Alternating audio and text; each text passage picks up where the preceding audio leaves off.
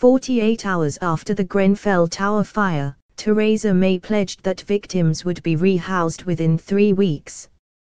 It was a wildly optimistic target, and the authorities' failure to come close has sparked anger and despair.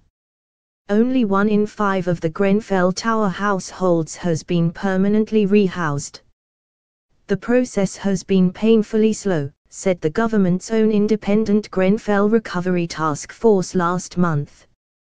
Targets have repeatedly changed. In July, the Royal Borough of Kensington and Chelsea said rehousing would happen as quickly as possible. In October it said temporary or permanent accommodation would be offered to all residents in hotels before Christmas.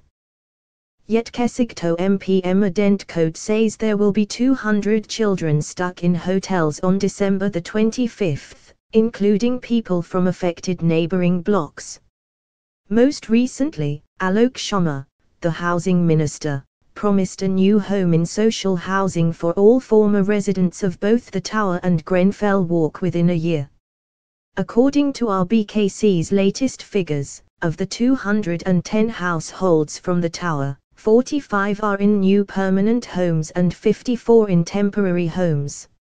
66 households have not yet accepted offers and remain in emergency accommodation, mostly hotels. The rest have accepted offers of permanent or temporary homes but have not yet moved.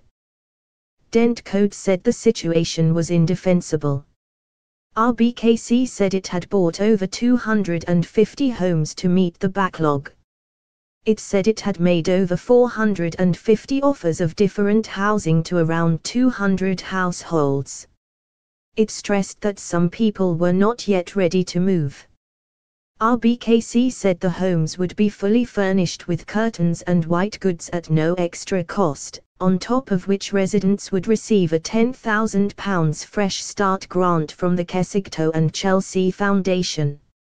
Rent and core utility bills would be covered by the taxpayer for a year, and thereafter the rent would be no higher than their Grenfell rent. Each household would also receive £5,000 plus £500 for each person aged 16 or over.